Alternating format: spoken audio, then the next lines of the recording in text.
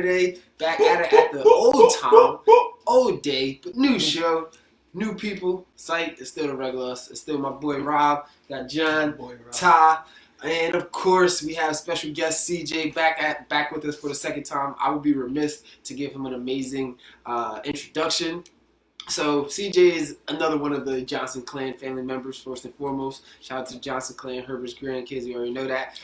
But some of the things he's doing on the side, he is the CEO of J&J ENT. Keep a lookout for that. He is also a Steelers enthusiast. He loves him some Pittsburgh through and through. And gotta defend my boys.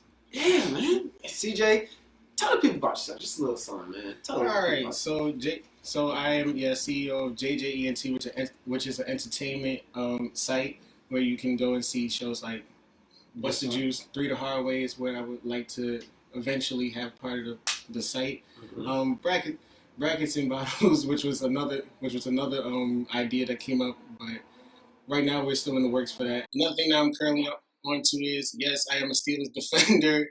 I defend my boys through and through. They're 6 Super Bowl champions and everything. Hey, look, your last win is in the past too. So, as you can see, I am a Steelers defender. So yes, come at me with your best shot. I will defend my Steelers through and through. One word answer for you, CJ. What? Do you want Antonio Brown on the Steelers? Hell no. You want him back? No. Why not? Why not?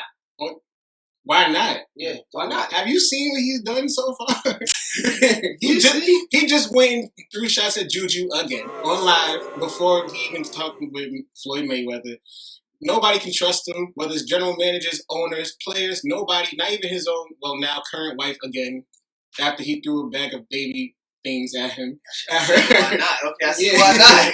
So yeah, why would you want him on your team? You can't trust him. The only thing he can do is on the field, but you need him in practice. You need him in the locker room in order to be with the whole team. If we can't get him in there, we can't get him on the field. So why have him on the team? Well, very first from the team, love you, buddy. From a team fan, we groomed him and held all that headache in for so many years. But speaking of wide receivers, we're gonna kick off this top 10 part 2.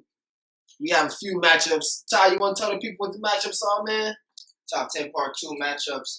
We have the final 8 have made it to the main stage, and it's gonna be a good one. We got Mike Thomas versus Chris Godwin. That's one topic. Mike Evans versus Devontae Adams. We've been fielding a lot of feedback for Devontae Adams and Mike Evans. That's gonna be juicy. And DeAndre Hopkins versus Odell Beckham. And then Julio versus the Cheetah, Tyreek Hill. So I got you, Tyreek. It's going to be fun. A lot of people have definitely chimed in. Thank you to those that have chimed in both on Instagram and Facebook. And if you aren't following the Instagram page, if you're on Facebook and you aren't following the Instagram page, it's 3THW underscore. Yeah. 3THW_. Very simple, very easy to remember. You can swipe right over right quick right now and just log in, check us out. A lot of the information goes there first. We logged in. We're live on there right now as well. So we got these brackets. We're gonna finish out the brackets today. We're gonna crown us a champion, top receiver. Also want to talk about a couple of things before we get into it. So the Hall of Fame, the Basketball Hall of Fame, Kobe Bryant, the late great Kobe Bryant, Kevin Garnett, and Tim Duncan are your the latest that will be inducted into the Hall of Fame. Rob, we know you're a huge Kobe fan. If this is a question that I'm asking, I'm ignorant in this case. If it wasn't a postmortem situation, would this have been the year that he was eligible? Yeah, I believe all 3 of them. This was their first time being eligible for it, and as duly responsible, like they should be first guy in the Hall of Fame. Absolutely. All 3 of them throughout their career have, I believe, about 4 or 5 MVPs and regular season MVPs, multiple championships. They've gone against each other in the playoffs, back and forth. Yeah. They've knocked each other off each one of them at some point in time. Just 3 of our iconic generational players. You know what I mean? Just growing up, it was like, I want to be a Kobe. And like you look at all the small forwards, not small forwards, but the power forwards in today's game, they were. KG started as a small forward. Exactly. KG started a small forward, transitioned to power forward, which is now what we call a traditional power forward. Who's a lanky rebounder, can kind of switch out, hit a mid-range jump shot, maybe extend it out to three. Not really so much in the low post, but it'll give you the buckets, and he's really that prototype for that. And then you got the best power forward of all time, Tim Duncan, in my opinion. It's 5 championships, the anchor of the Spurs dynasty. A lot of people talk about how Greg Popovich is such a great coach, but he really grew Tim Duncan to who he came to be.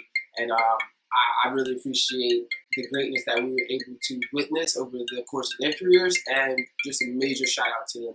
Like it's really well deserved for them to be in my opinion. Yeah, man. I mean, when you look at those three, they were iconic to say the least. You have Kobe Bryant, who a lot of when you look at these players, they're the prototypical guys who people model their game after. Mm-hmm. Now, you see a lot more Kobe's in the league now who try to, break you down one-on-one and size you up and be cerebral and, try to make sure that they bring that competitive aspect. When you look at players like Russell Westbrook, right, they take on that Mamba mentality. Jason Tatum wants to model his game after Kobe, right? You have, your Kawhi Leonard, who also, if you look at his game, is similar to Kobe's as well. Then you have your Kevin Garnett's, where if you look at the greater players and the wing players of this generation, Giannis Antetokounmpo, right? You look at LeBron James, right? And then you look at players like that and Kevin Durant, who are, when you look at it, would be small forwards but can play both. They can play power forwards and they can play small forwards and they can guard 1 through 5. Like, that's what KG did and bring that intensity. I see a lot of KG's game and Giannis's game, like the way that he is ferocious, the way he attacks the rim. Like, when you look at it like that, and then Kevin Durant as well. When he breaks you down with a crossover, right? He's quick to the rim, can dunk over you. KG wasn't a 3-point shooter, but he would kill you to death with his mid-range. His pull-up jump shot was on point. And you look at KD's game, it's similar. They just put a little bit more emphasis on the 3-ball now. And then you got your players like Tim Duncan, who's Mr. Fundamentals, and, the ultimate winner. San Antonio has a legacy, and people want to model their game after him. So when you look at those 3 guys, and they're all right, of course, hands down, they should be first ballot Hall of Famers. Hands down, because one, they won MVPs and they did it their way. And they were leaders of their teams, and I think that, big kudos to him. And going to your Kobe situation, Kobe was the first ballot Hall of Famer either way, before death, after death, whatever you want to call it. He was the first ballot Hall of Famer because of his drive and what he meant to the game and how he carried the torch after Jordan. So, I think was super well deserved. When I think about all 3 of those players, I think about guys that not that they just lead their teams to championships, they were at some point chasing dynasties. They were either part of dynasties or, in Kevin Garnett's case, trying to be a dynasty. And they were bumps in the roads for a lot of people. We talked about the who stopped who from getting championships. We talked about the LeBron conversation. All 3 of those, well, except for Kobe, 2 of those guys are instrumental in LeBron not receiving as many championships as he could have gotten. Kevin Garnett and Tim Duncan. And then, Kobe's reign was one dynasty, and then he tried to build another one by himself. So the legacy with these guys makes it a no-brainer as to why they're first ballot Hall of Famers. I think you made a great point how a lot of these guys crawl, so newer guys that we are following now can walk. Even when it comes to the ISO game, James Harden, doesn't play like Kobe. The fact that he feels like that a team is brought behind, making sure that this guy can get his bucket and we can put the pieces around him, kind of like the fourth and fifth championship that Kobe won. It's not necessarily about being. We don't have to build this great superstar team with the last Kobe run. We just need to put the right pieces around him. Yeah. And that's what I believe James Harden and Antonio trying to do. And even Giannis in Milwaukee. Mm-hmm. So the Mamba mentality, man. It's Hall of Fame mentality right there. So kudos to those guys. They are well deserving. Still surreal that Kobe won't be there to accept it. Superheroes like that, expect to not be here. Yeah. But super kudos to those guys. Yeah. CJ, you want to touch on it? It's super serious. Kobe's not going to be there. It's crazy to me, especially being at this time right now. Hopefully, it's much deserved to all of them, to Tim Duncan and Kevin Garnett. That whole team with Kevin Garnett, Ray Allen, I used to hate them because they always used to win. Kobe especially. Kobe, I have so many memories of Kobe where he would just go, everybody's open on his team, five dudes on him, and the ball just pops up, and you're like, this ain't going in, game's over, and then it goes in, and then I go in my room, and then I cry. But yeah, it's much deserved to all three of them. Much respect to Tim Duncan. A lot of people didn't really understand the way he played, but it was back to fundamentals, and nobody could stop his fundamentals as well. Especially with a coach like Greg Popovich, who harps on fundamentals all the time. So it was a great knit with him, Tony Parker, Manu, David Robinson, who he started with as well, great leader in front of him, and he paved the way. And now he's a coach too. Now he's a coach too, which is crazy. And he got enough trust from Popovich where if he couldn't even be there, put Tim as the coach. And then they won. Yeah. So yeah, much respect to all three. Well deserved all three. All right, y'all. Anything else before we jump into these brackets, man? Then we kind of want to give people a preview of what we're going to be talking about next week. Okay. And actually get kind of a poll if we get an opportunity to put down in the comments. We're going to each give out topics that we want to talk about next week. We want you guys to vote which one you would like to hear about, or if you have another suggestion, you can write that in the comments as well. So one of the things I find interesting is that we talk about players, but we don't talk about teams. Basketball is a team sport at the end of the day. So I want to know, out of the last 20 years, who are the top 10 best championship teams? And then who was number one? I think it's going to be last how many years? 20 years. So basically in from 2000 to 2020. Yeah. What is the best Team team that's been put together. team sport? Are we talking about In basketball? NBA Okay. champion. NBA champion. Okay. So you can talk about the Warriors. You can talk about the 2013, 2014 Heat. You can talk about any one of the Kobe's championships. Talk about Talk them. about Talk about the Dallas Spurs, Mavericks. Y'all can Got talk the about Bad Boy OKC Pistons. if you want to. 20 years. They ain't win no chip. Shut up, all right? Not the Bad Boy Pistons. When I say Bad Boy Pistons, I mean Chauncey Billups and them boys. That's Them what my Gary version of Bad Sheet. Boys Pistons. Guaranteed Pistons. Them the 2000 version of Bad Boy Pistons. Okay. Talk about them. You can talk about the 06 Heat. With Dwayne Wade. Shaq. That was a magical one. That was a great well put together team too. Got a good teams out there. So that's one thing I really want to talk about that. Talk about the Spurs team where Kawhi won MVP. Talk Talk about about that Hall of team too. Famers. Yeah. Essentially Kawhi. Baby Kawhi. Talk about Raptors. Dethroning the Warriors. Yeah. It's a lot of good. I like that one, Johnny. Talk about dethroning the Warriors. The Warriors got hurt. They kind of dethroned themselves. But anyway, and if history, we're not gonna go there. That's for the show.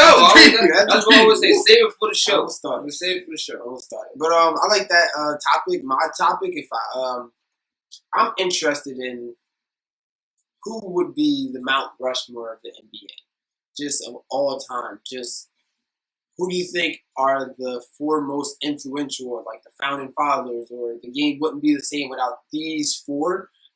I love that conversation because it can really go from the legends of Bill Russells to all the way to LeBrons and Currys. You know what I mean? And anywhere in between. So I'm interested to see what your Mount Rushmore is and if we can crown the top four.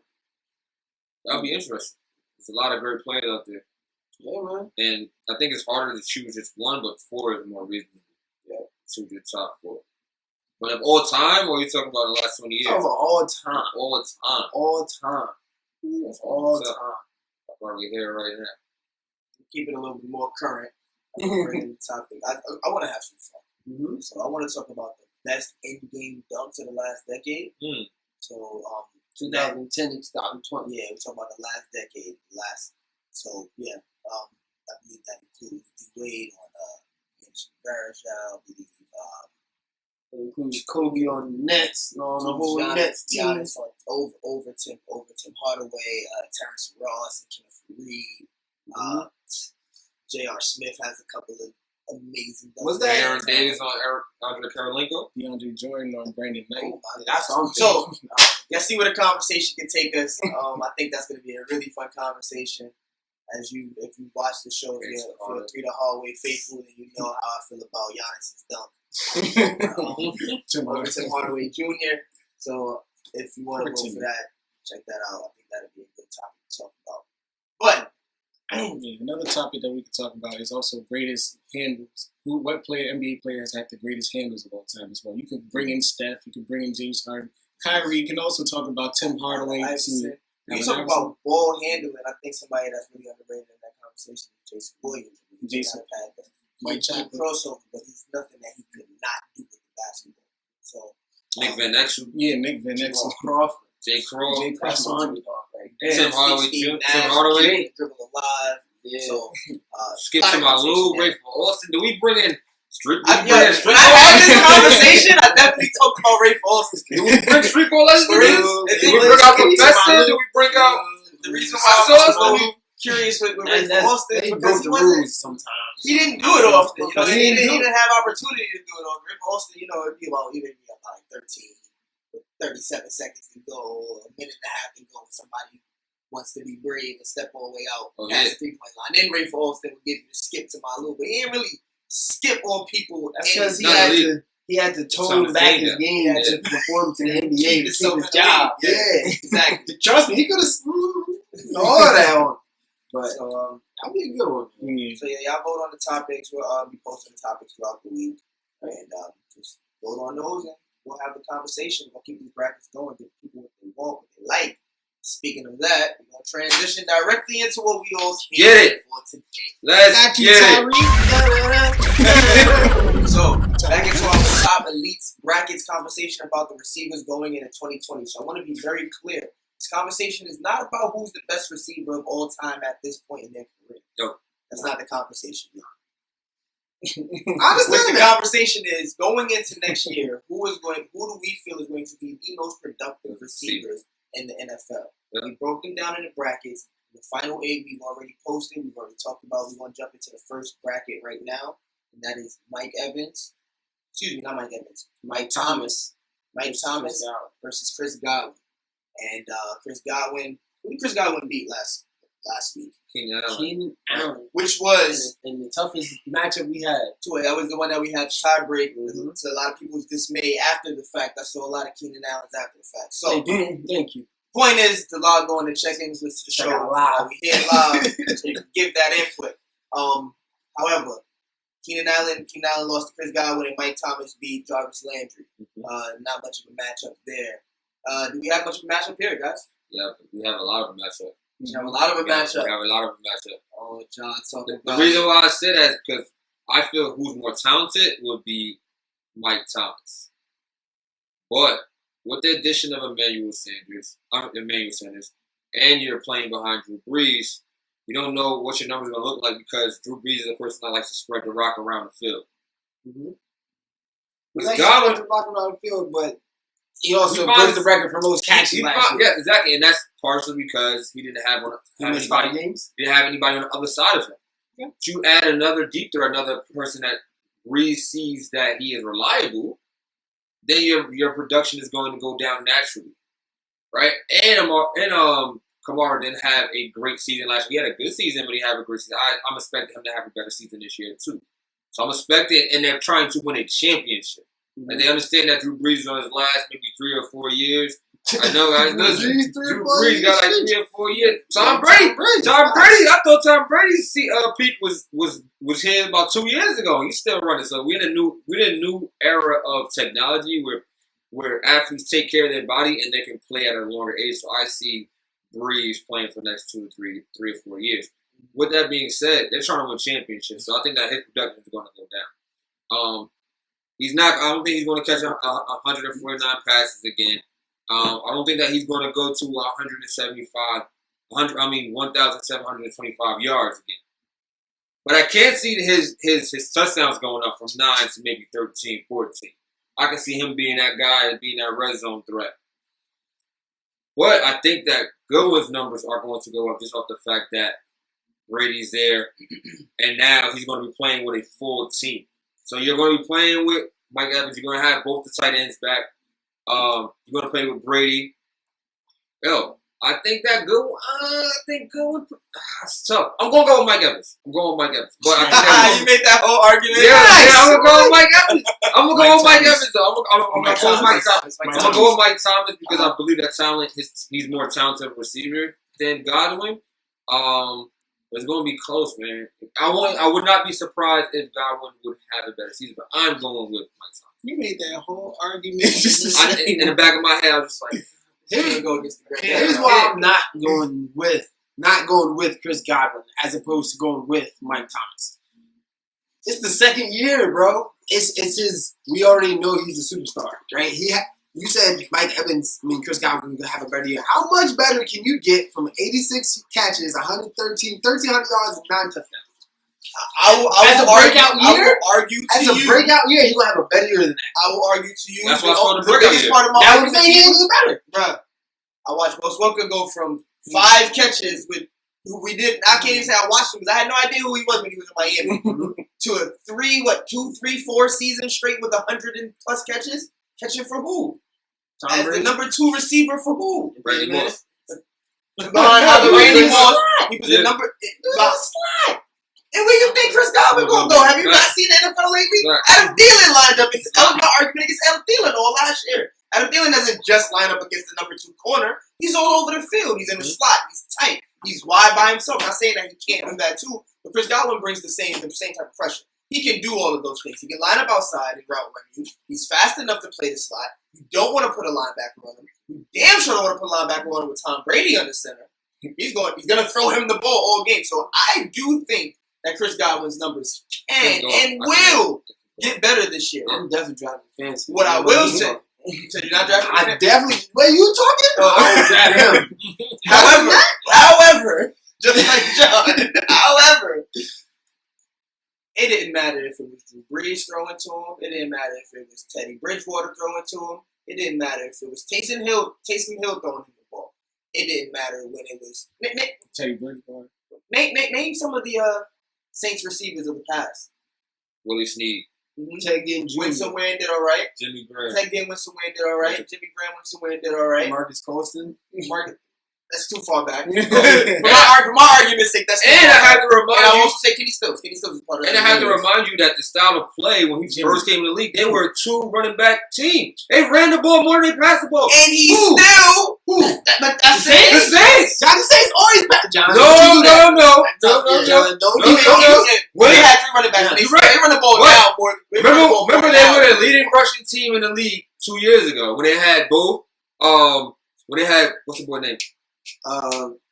They had Mark Ingram. Yeah, when they had Mike Ingram and Kamara, they both ran for 1,000 rushing yards, bro. And even with that, they both ran for 1,000 rushing yards. With that being said, my man still had in that year over 1,000 rushing. Only I'm saying the Saints not gonna run the ball. They're gonna say the Saints ground and pound. I'm saying they were at that point. They were ground and pound. No, they was balanced. It will not matter. It will not matter if they're ground pound balance or throw heavy. Mike Thomas is going to reduce, and Drew Brees is going to throw for close to 5,000 yards. And if he's throwing the ball to this guy as the number 1 target, and he's throwing for over 1,000, he's going to throw for about 5,000 yards, barring injury. I can't bet against him. I think Chris Godwin's going to have a great season. I think Mike Thomas is arguably, and we'll get there at some point, the best receiver in the game. Can't guard Mike. Arguably. At some point, he'll get there. Won't be like Mike. When we talk about these two players, who plays the ball better in the air? Mike Thomas. Who runs the ball better in the open field? To me, Mike Thomas. Who do you know is going to get the ball? We can know Chris Godwin's going wherever. We know Mike Thomas going to line up on that left side. We know he's either going to do a post or a go route, and he's still going to get the ball whether your safety is there or not. He's going to get the ball, and he's probably 9 times out of 10, he's most likely going to have the ball in his hands. Streaking down the field, raising the ball up for a touchdown. Chris Godwin is great, and he has Tom Brady now, who can throw the ball to the slot. But we're not going to throw Drew Brees like he's not Hall of Fame bound. Exactly. Probably one of the most underrated quarterbacks to this day. We talk about Tom Brady, we talk about Peyton Manning, but Drew Brees has always been up there with all of them too. In terms of numbers, he's what is he? He's number one in touchdown passes all time. Number one in passing yards all time. Yeah. Probably number one in completions thrown of all time as well. And this is against Tom Brady, who's still playing right now, Peyton Manning, Brett Favre, who's my favorite quarterback of all time, and even my boy Ben, he's slipping. But yeah, Mike Thomas, he's, to me right now with this conversation, he is better than Chris Godwin. I say he moves on. That's my vote. All right, well, the timer has gone out. CJ was over there preaching, so I ain't want to say nothing. So, no, man, I didn't think. So, Mike Thomas right hand, Chris Godwin left hand, who moves on to the quarterfinals, semifinals. CJ said it's like So, on 3 we gonna go right hand, Mike Thomas, left hand, Chris Godwin. 1, 2, 3. See? Mike Thomas is moving on. We two are moving on to our next matchup, which I don't know where I want to go with this. I feel like Stay on the left side of the bracket. Right. Let's stay on the left side. Let's have the conversation. Let's do it. A lot of people want to talk about it. I hope those guys that were doing so much chatting earlier are on, because this is a conversation. Devontae Adams from the Packers moved on when he beat Adam Thielen, and Mike Evans beat Larry the Legend. I believe that was 3-1 for Mike Evans. I think I was going to go to Larry the Legend. Here we are again. Mike Evans in a very tough matchup with Devontae Adams. I guess I'll start. This is tough on the surface because Mike Evans is everything you're looking for in a receiver, minus the speed. Devontae Adams may be the same thing, just minus the size. Mm-hmm. So, so I look at their year. I look at who put up better numbers against better defenders, and what stood out to me the most was the fact that outside of Mike Evans' huge game, I believe it was 11 or 12 catches, 190 yards against the Giants, he didn't really produce. Now, that could be a test to the fact that he had the number one corner on him, and Chris Godwin, who had such a great year, had the number two corner on him, and if he's beating him at a better margin than what Mike Thomas is beating the number one guy, I would go that way too. Mike Thomas barely had 60 catches this year. Mike Evans, excuse me. Yeah, 67. 67 catches this year, which is low. He had a lot of yards. Outside of that 3 touchdown game against the Giants, he had 5 touchdowns, so 8 touchdowns altogether. And those big games down the stretch, he was just gone. I didn't see them in. I did not see Mike Thomas. I have his stats. I wanted to pull it up. Here we go. Mike Evans. Mike Evans ended the season with 4 catches, 4 catches, 4 catches, 4 catches, and 1 catch. 1 touchdown. No games over 80 yards. It's not spectacular. Not Devontae Adams on the other end. He got hurt in the middle of the season, down the stretch, came back and ended the season against Philly, 10 catches, 180 yards. 4 catches against Denver. Excuse me, I'm going the wrong way. I was the wrong side. 7 catches against Chicago, 103 yards. 13 catches against Minnesota, who before the season started, Xavier Rhodes was considered to be one of the top corners. Granted, he had a very terrible year, and I got chewed out by a very true diehard Vikings fan online earlier about Xavier Rhodes, but he wasn't the best. But somebody had to make you not as good as you were before. There has to be the stats, and this is one of the games that Devontae Adams had. This last game of the season, he didn't do anything against Detroit, but his numbers are comparable if you take out the 4 games that he missed to what he was doing the year before. And the year before, he was 3rd, 4th in the year in the league in yards, 100 plus catches. I think Devontae Adams is on his way up. I'm not saying that Mike Evans is on his way down because Tom Brady is there. I don't think he'll be as productive. I'm piggyback off the time. I think that Devontae Adams will have more production this year. I think the deciding factor for me is the fact that you said earlier, you're playing against your number one corner, and then your number 2 guy is beating the number 2 corner more effectively than your number 1 guy. That says a lot about, your receiving corps. Now, with that being said, there's only one person that Aaron Rodgers had to throw the ball to last year, and that was Devontae Adams. He beat his number 1 guy most 9 times out of 10. He made sure that he was going to catch the ball. That's been happening over the last couple of years. I think that they are similar in the fact that they can go up there and catch the ball and receive it. But I also think that Devontae Adams gets open more and has more breakaway speed than Mike Evans, which causes him to have that explosiveness. I think that big plays can happen both ways. Mike Evans is more of a big play guy this way, up in the air vertical, but Devontae Adams can do that as well. He's shown you that. What Mike Evans can't do is come underneath and then break away for a touchdown, and Devontae Adams has that ability. I think I'm gonna lean more towards Devontae Adams than Mike Evans on this round. I think that he's gonna have a more productive season. For me, I think that in terms of who's better, to me, I think Mike Evans might be better. But in terms of who's going to have the better season, I think Devontae Adams is going to have a season because Tom Brady is over at the Buccaneers. Aaron Rodgers knows what Devontae Adams can do. He's been playing with him for years. Tom Brady, he's seen on film what he can do, but does he actually know what he can do against top-level cornerbacks? Mm-hmm. And he could bring up training camp. He's going to learn. He's going against the same corners his own teammates who his own cornerbacks ain't too good. ain't that good. So yeah, he's pretty much going to maul them there. But when he goes against dudes like Jalen Ramsey, who's a hound around the ball, dudes like Marlon Humphreys has had a great year this year. He's found his niche with that. He's a face-up, man-to-man, press type of cornerback. How is he going to do against that? And Tom Brady, he's mostly a throw the ball underneath, throw it to the drag route kind of guy. He's done it for years. We've seen it for years. And I think that, to me, Devontae Adams is going to have a better season. Now, give it next year, the year after he actually gets it and says, okay, I have a different receiver. I haven't had this receiver for years. I haven't had a go up and get it receiver for years, since probably Cooks. Gronk. Yeah, Gronk. He's had Gronk. He was your tight end. I'm talking about a dude on the wide out. You might be talking about Randy. That might be the last one. That might be the last one. I was trying to go with Brandon Cooks, but Brandon Cooks is speedy. No. He ain't getting up. If he go up and get it, he's getting smoked. Truth be told. So yeah, for me, who's gonna have a better season next year? I go with Devontae Adams. Devontae Adams? Devontae Adams. One more minute, Rob. I got Mike Evans. I'm gonna tell y'all why. Last time Tom Brady had a big time threat downfield, he broke records.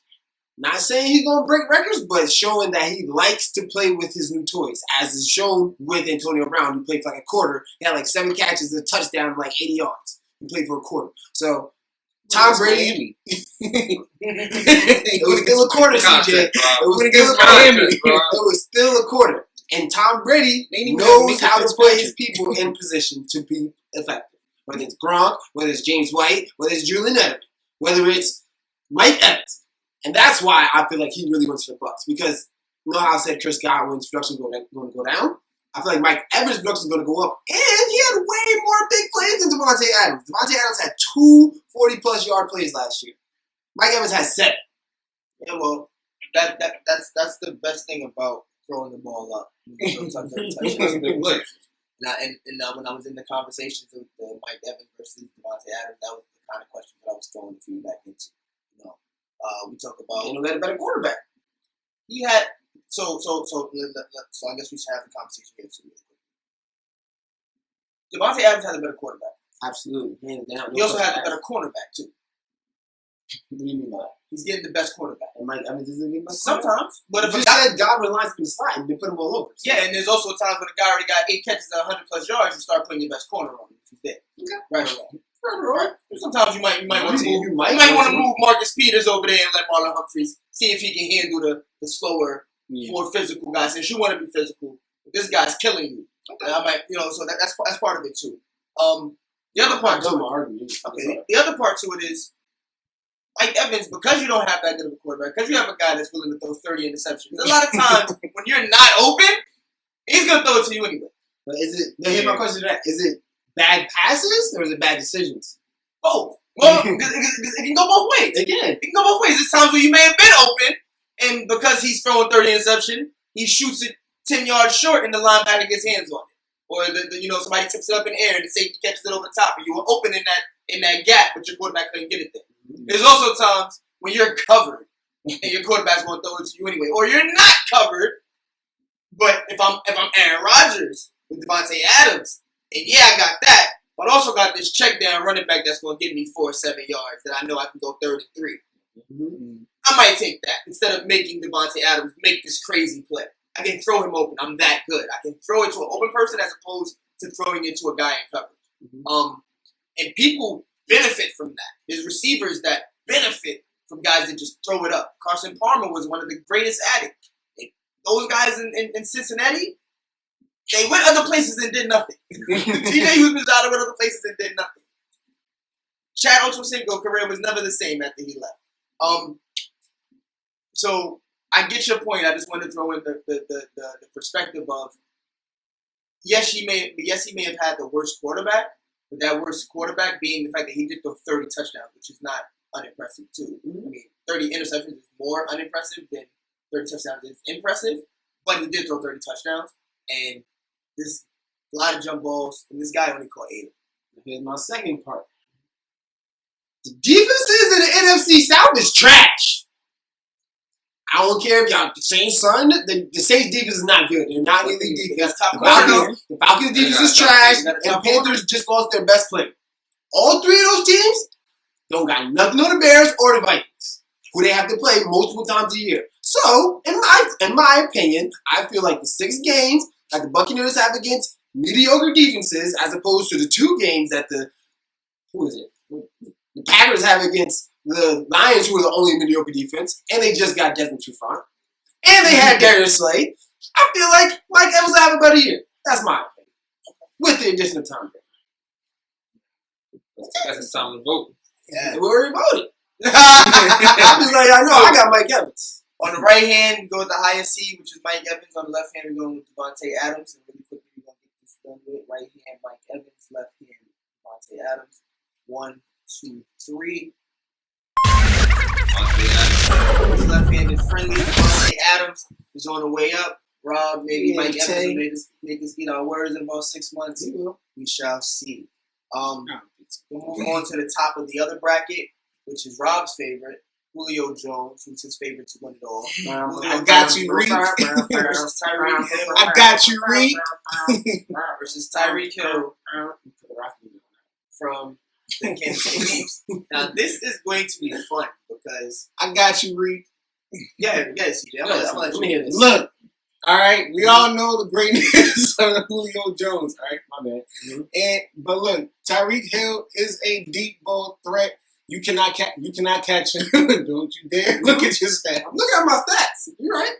Don't you dare look at your stats. Mm-hmm. We know all the things that we need to know about Julio, all right? We know we got to know. Tyreek Hill is faster than Julio. He is much more determined. He has more heart.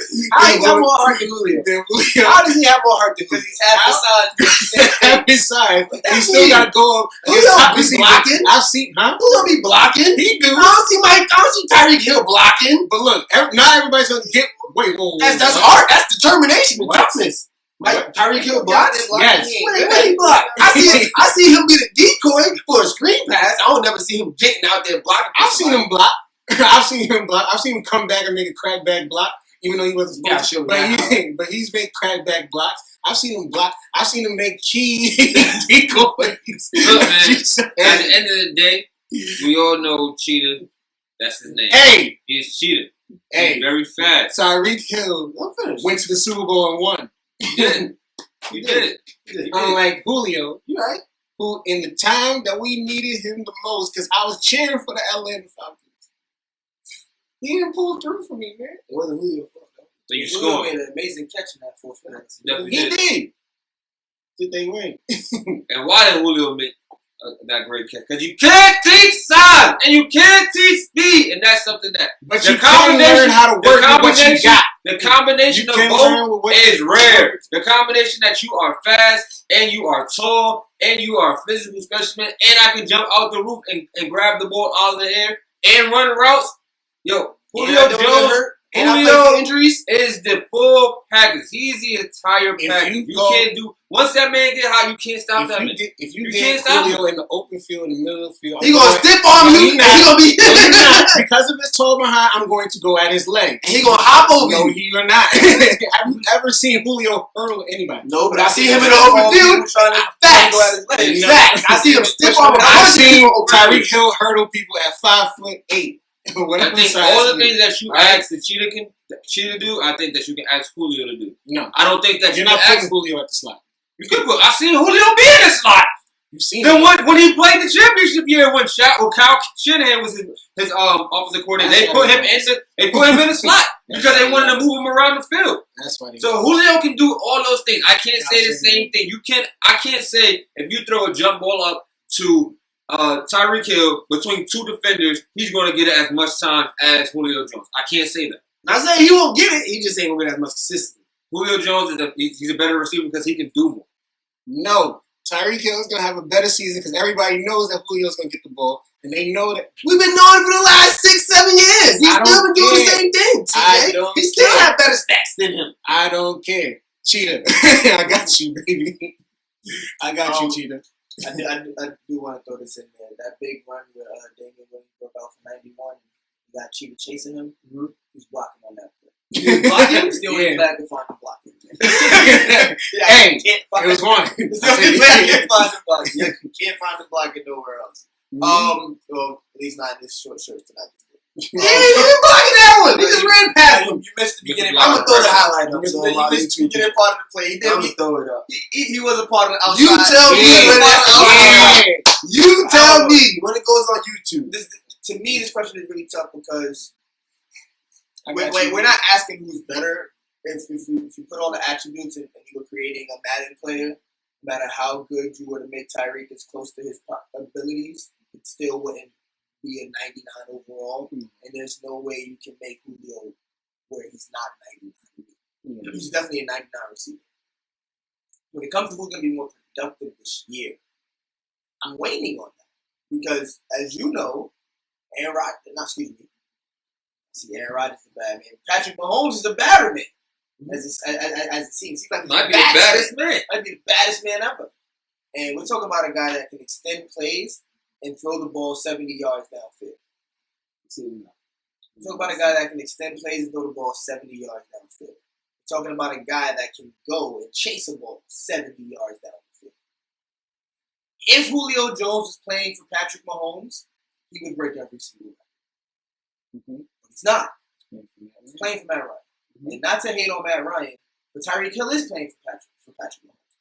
There's nothing to me that says Tyreek Hill is not in contention for breaking the yards record. There's nothing in contention to me that says Julio ain't in contention of breaking the yards records every year. What you talking about? And Julio's down the field. Going into next year. Who missed more games last year? Julio missed 1. Tyreek Hill missed 4. I'm just saying. Tyreek Hill has shown that he is injury prone. He has injury prone. He be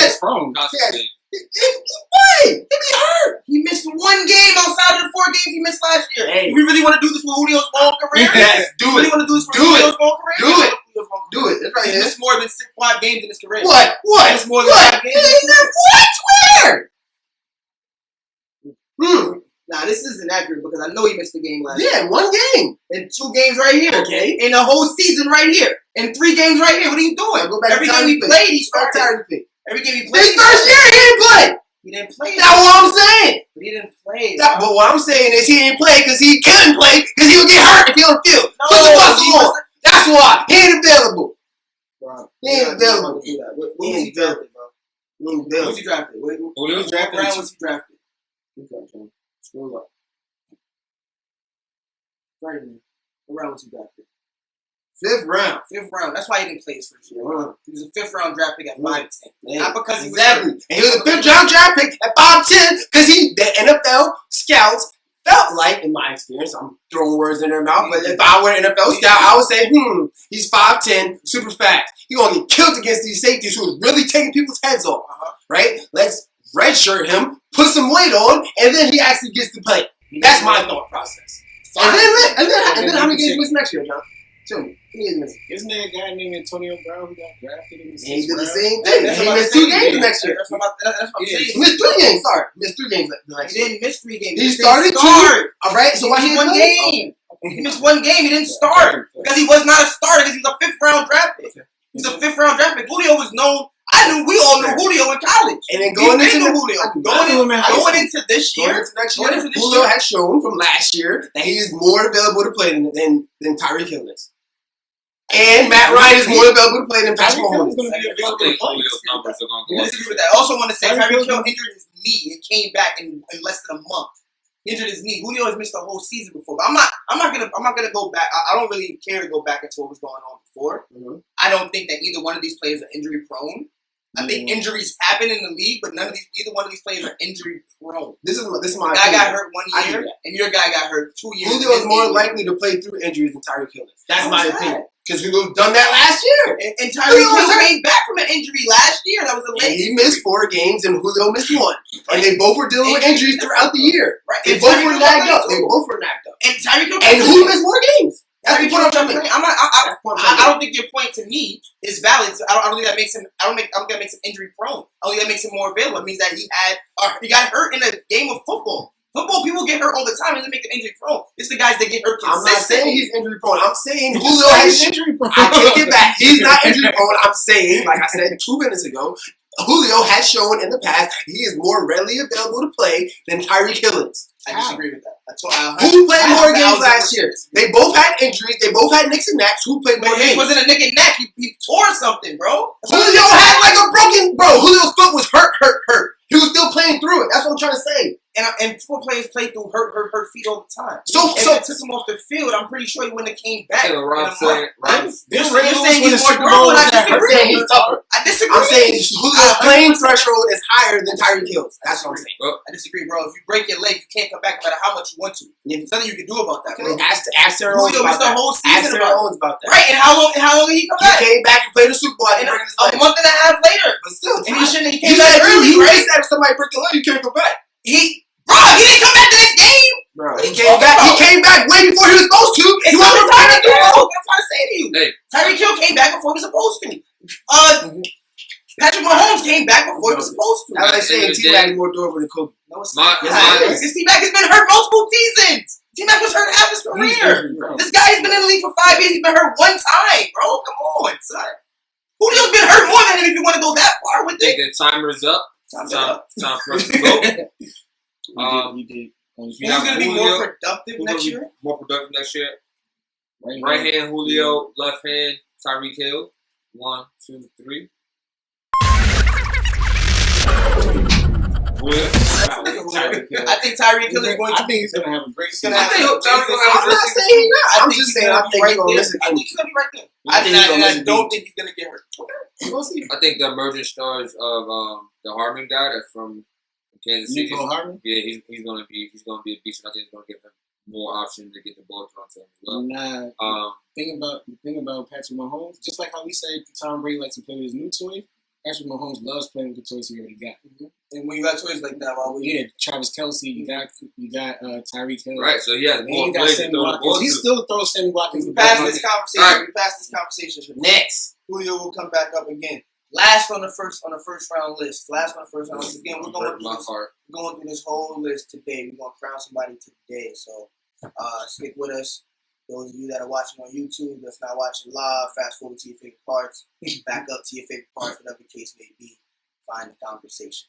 Anywho, find your conversation. This last one is D-Hop, recently traded to Arizona Cardinals. Will he be more productive than Odell Beckham, second year with the Cleveland Browns? And It's tough. That's really tough because it's really tough because this. hey, we talk about the best receiver. We're not talking about the run-of-the-mill guys. We talk about the best of the best. We This down to the Odell top and 8. So we inside the top 10. Yeah, So it's all gonna be tough. We inside the who's top Odell 10. going again? Odell versus DeAndre Hopkins.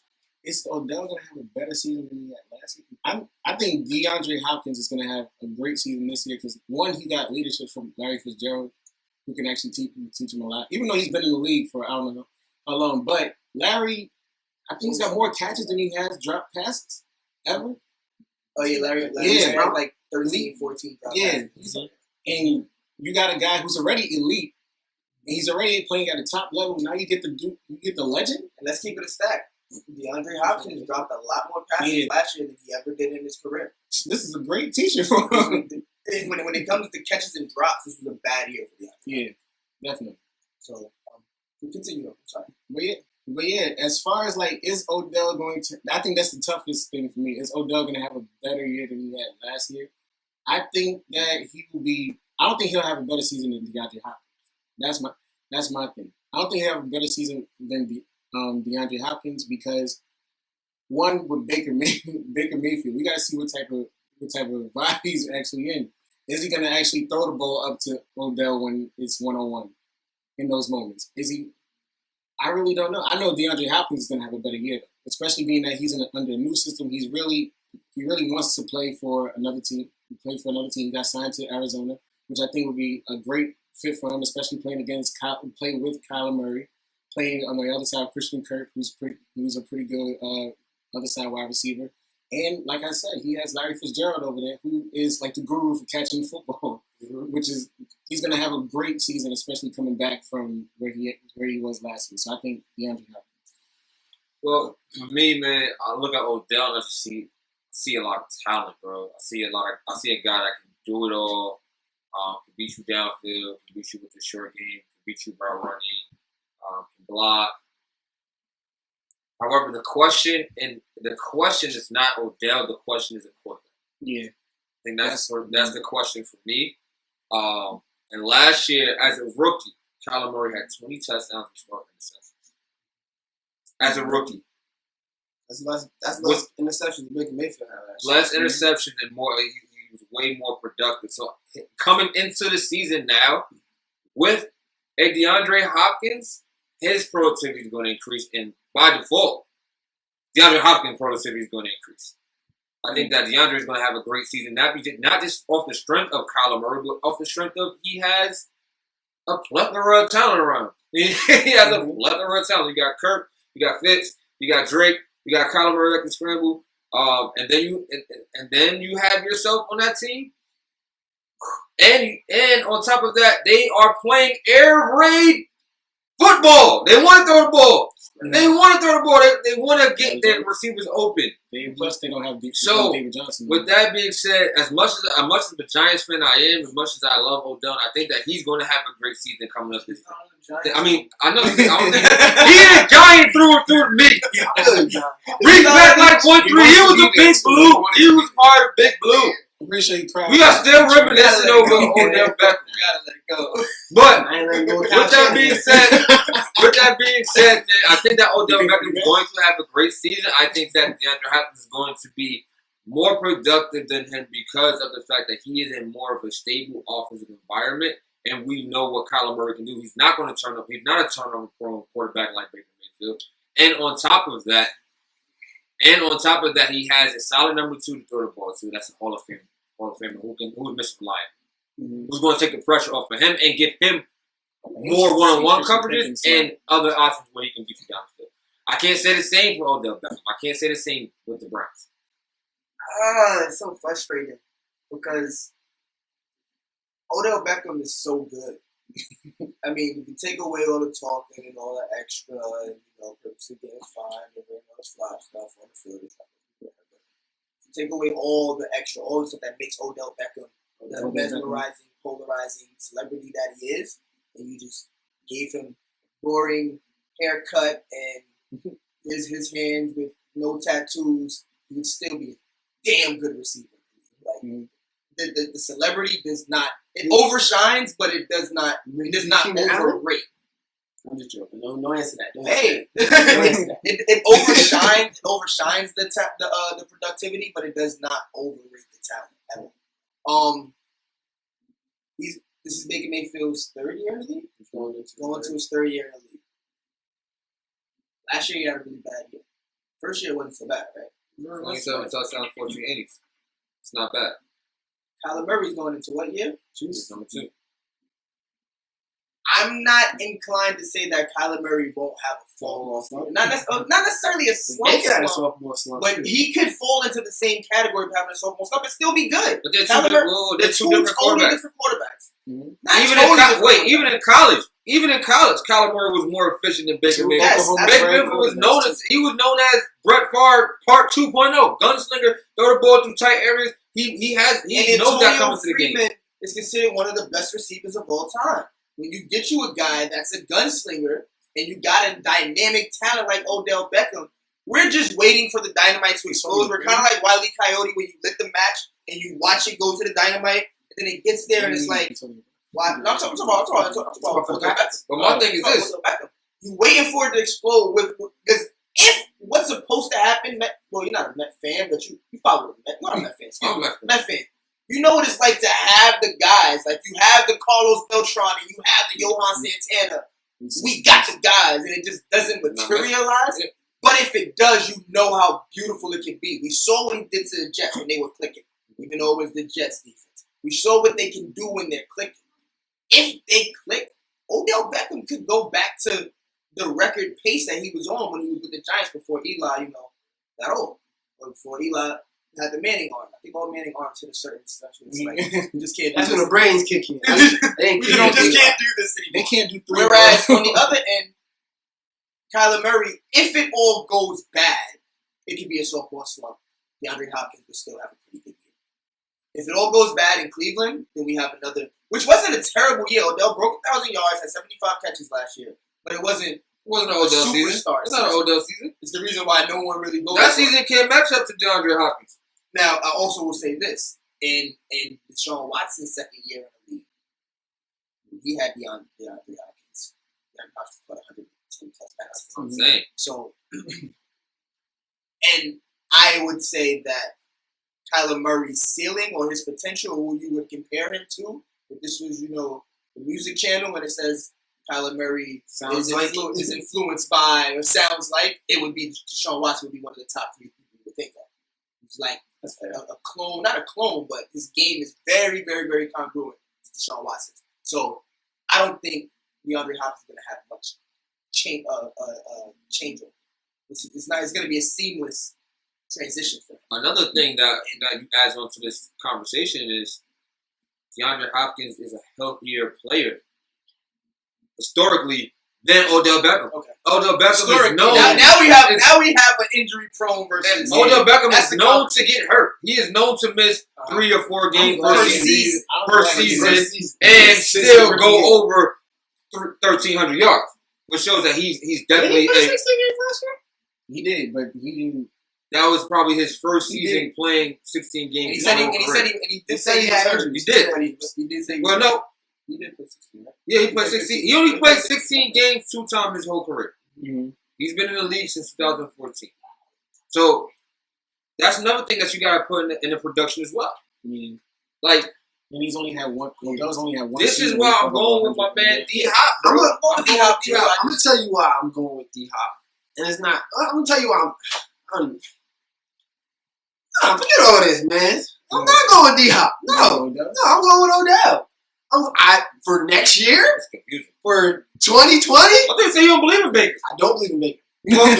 You believe in who told me to? However, with the terrible year that Baker had, terrible. I mean, if you listen to the podcast, you can hear me bash how terrible. And I called Mitch Trubisky better than that one point. If you did. I don't know what I was thinking, but still, that's how bad he was playing.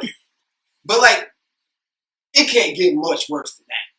And he's already in his system that he's familiar with. He's in Cleveland for a second. They added a tight end coach. They added a tight end. It's not the same system. Pro Bowler who was another threat. It's not the same system. I don't want to say it's the same system. Odell, it's the same coach. It's not the same system. So he has to learn a new playbook. He's in the same practice facility. He's in the same house. He has the same trainer. All that stuff is saying he didn't have to move from Texas to Arizona. Sorry. No, that's what I'm saying. But you have to relearn a playbook. You have to learn a new playbook. They both have already have problems with learning the playbook of last year. They both have similar issues, except Odell has a foot ahead in the game.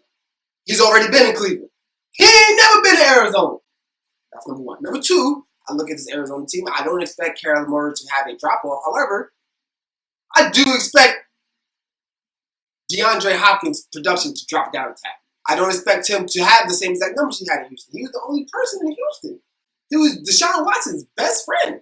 Yeah, but nobody else. That's not fair. He has sure hands, right? But That's when you not look fair. at Houston didn't have a top receiving core, but They had some receivers. they did have some receivers. listen, they ain't have a Larry Fitz. They have somebody to take the top off every time. Well, They take the top off every time. Well, Florida State hurts, so the Kingston. Larry Fitz Larry Fitz's hands and still better than Kenny Pickett and whoever else they had over there. That's number one. Number two, Christian Kirk had a damn good year last year. Had a damn good year, and I don't expect him to have a better year. However, I expect him to have another damn good year with the addition of DeAndre Hopkins, because that's going to draw attention away from him. So that's why I think. Here's my prediction. This is why I give the slight infield there. I say about 80-some, 90, 80, high 80s, low 90s range for D-Hop. Close to 1,000. I think Odell going to. He had 74 catches and over 1,000 yards last year. I think he does better than that. I expect him to be in 86 and 2, 1,200 year range. So for me, I got Odell this time next year. Here's my only argument to you. I hear where you come from. The argument makes perfect sense.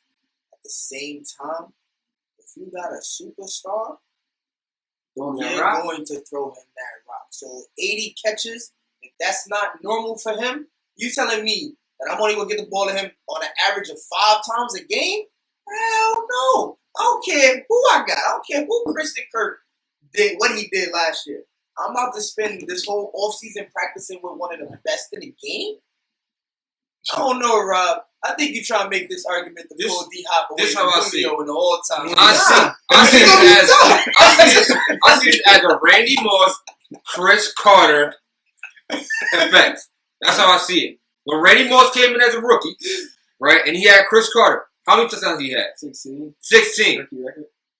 Bro, when you play with great receivers, bro, you're more likely to get open. And talent speaks for itself. I don't have to tell you how good I am. I'm going to be open, and I'm going to be damn good, and then you're going to throw me the ball, bro. I think that because you have top corners last year. He did. So, all right, what's your top corner? This is nothing new to me. Nothing new. This is nothing new to me. Granted, I hear you saying that Larry Fitz is going to be so open, or Christian Kirk is going to be so open. But I'm anxious to see Christian Kirk as a slot. I know you open, but I think there's going to be a lot more times than you're willing to give him credit for. They would talk about Truth be told, who's another quarterback you would compare as playing in the game right now. You compare Kyler Murray to Russell Wilson. And what he do? Throw it up. Yeah. And when he throw it up, who he throw it up to? DJ Metcalf. No, he throw it up to Lockett. Go ahead, Lockett is his favorite guy. So once he build that chemistry, I think DJ Metcalf almost made the list. He's a better receiver than Tyler Lockett. Not know if it's Tyler Lockett. Great fantasy guy. Great receiver and I would say, second, third tier receiver. Yeah, absolutely. If he was doing top 20, top 25, he probably would have made this list. Mm-hmm. But no, bro.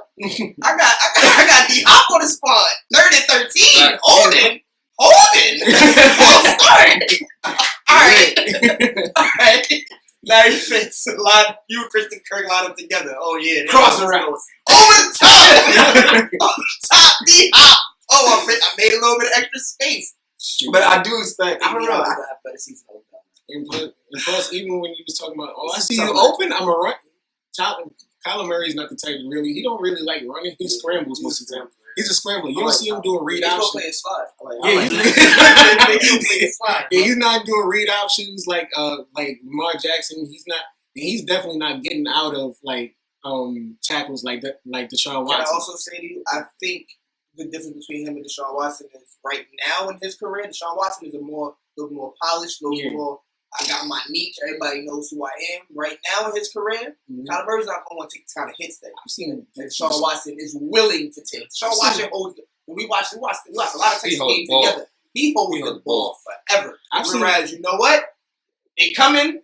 I got 3. I got 2 stars and a decent receiver in Christian Kirk. Somebody getting this rock thrown to him. Especially with Deshaun Watson. I've seen him get kicked in his eye and still throw a touchdown pass.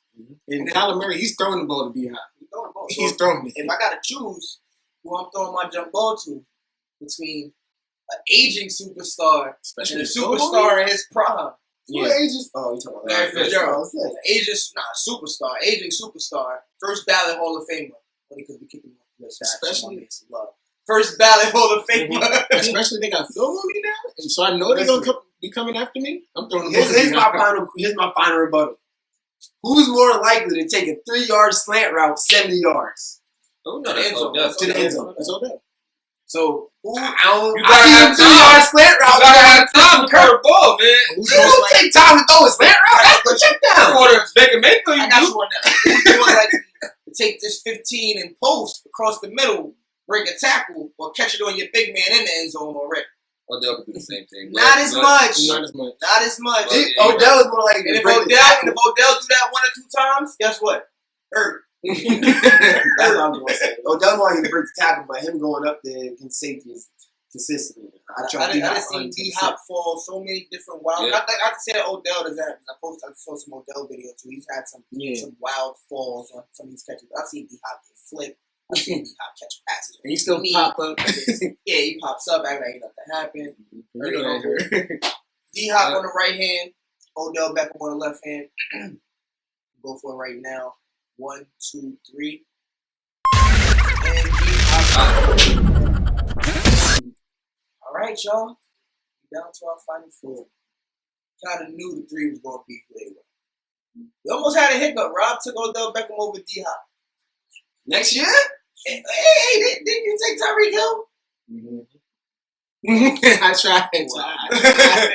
Well, I tried. here we go. Mike Evans. Excuse me. Mike Thomas. Evans didn't make it. Yeah. Mike Thomas, Julio, Devontae Adams. It's Devontae Adams, Mike Thomas. Mm-hmm. DeAndre Hopkins. Yeah, that's the matchup. Right? So, where y'all want to start? Mike Thomas and I want to see Devontae Adams. D-Hop and Julio in the finals. I think But that's the That's beauty of the brackets. That's That's the the beauty beauty of of brackets. That's the beauty of I think if Chris Godwin was going up against other people, he might have. that's like seeing the Lakers and the Clippers in the Western Conference Finals when Mike game. That's why the West is tougher than the East. That's another What we got? Who's first? You want to start with? We got Mike Thomas. Versus Mike. I say we get the Julio conversation out the way. With Julio. I say we got Julio and I can either get ready for my next one or have my heart broken. Let's do it now.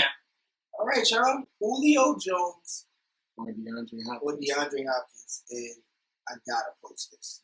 I gotta post this while we Yeah, let me get my camera set. DeAndre Hopkins versus Julio Johnson versus Julio. Oh, we can't go live on Through the Hallway right now on Instagram. So, Rob, big Julio enthusiast. Mm-hmm. DeAndre Hopkins, you kind of made your argument for Odell having a more productive season. Mm-hmm. Now we're down to 2 guys who have had nothing but the best productive seasons over the last 5 years. Mm-hmm. Mike Thomas getting newer into the game. We'll have that conversation later if necessary. But I believe D-Hop has been in the league for 7 years now? 7 years for D-Hop? Yeah, he's been in the league since 2013. yeah, Since his second year. You could even say his first year with 52 catches, 802 yards. Since his second year, 75 catches and better, 1,200, 1,000 yards and better. Well, really, 1,200 yards and better, except for one season where he was 954 yards. Mm-hmm. Other than that, it's been 12, 20, 15, 20, 13, 70, 15, 70. And then last year, he did 1,100 yards. That's DeAndre Hopkins' stats. Julio Jones has been the most productive receiver. Now with Calvin Johnson retiring and DeAndre Hopkins being so much younger than him, to me, I think Julio Jones has been the most productive receiver in the last 2 years. So we're talking about next year. Talking about next year. So tell me why Julio Jones is going to have a better season. The reason why Julio Jones had a better season than D-Hop is because he has a quarterback who is very familiar with him. He has someone who he's built chemistry with, and he is, bar none, the number 1 option on that team. If Julio doesn't thrive, our offense doesn't go well. Simple as that. When Julio has a touchdown, not even a touchdown. When Julio has big yards, if Julio scores, we lose. But if Julio has big yards, we win. So, although Julio does not have the peak as far as touchdowns, he doesn't have the 10-plus touchdown year, he's killing them in the yards. He's killing him in the yards. And his peaks and reception is higher than him. Julio had a year with 1,800 yards. Not saying he's going to do that this year, but we're talking about comparison with that. Right? I think D-Hop's high was in the 12 or 15? No, 15 twice. Yeah, 15 twice. 1,500 twice. But Julio had 1,800. Like, how many times did he break 1,500? I think he broke 1,500 twice. Or he had two or two. No, three. One, 15, 15, 16. Last year, Shoot. so 15, 18, 16. And then last year, he had 13. So, last year had 13. so the fall off His fall off is 1,300 yards, right? Mm-hmm. He's not stepping into a new situation. Calvin Ridley is trying to ascend. He's trying to get there, but he's clearly number 2. He doesn't have the superstar the staging tool. Julio doesn't have that. That's what I'm trying to say. with the number 2? Yeah, with number 2. No. They His don't number got- 2 is solid. He's ascending. He's not a superstar. Okay, he's not superstar. He's not a superstar. Okay, he's not superstar. He's ascending. I want him to step not into the there Pro Bowl no more. level, but right now, Calvin, no. Definitely. Sanu is on the Patriots. I'm talking about Calvin Ridley. He's our first round pick. But Julio's going to have another year, and I honestly feel that Dirk Cooler is going to be like, okay, Julio, this is your time to get those 2,000, 3,000 yards that you've been trying to do. If you want to go get it, we're going to have to go get it. Because our defense ain't it this year. We don't let everybody go. So we clearly blanking on offense. If we just traded for another first-round draft pick. Or I think we're trying to get Todd Gurley with another first. So all I think I see on the athletic Instagram is how offense is so good. And I don't see how offense is not good if it ain't Julio doing the damage. So that being said, you got a quarterback who on average gives you 28 touchdowns, over 4,000 yards. He had great chemistry with his receiver. Julio's going to have another year at the office. And honestly, expect him to have that big 19 charging that records year. That's why I got Julio being better than DeAndre Hopkins. You talk about this high-power offense. Mm-hmm. Your Falcons was 13th in the league Exactly. in scoring. Yeah, 23.8 points per game. I agree with The you. Cardinals. The Cardinals. Listen to what he's saying. I agree with you. I'm talking about my argument. No. I'm saying Yeah. I don't think the Falcons' offense is that great. He's saying that I don't think we're that great. I'm saying that we, as an organization, say our offense is great. And the only way our offense is that great is because of Julio. Fact. Yeah. So that's what I'm saying as a better year. I agree. Don't say the Falcons have a...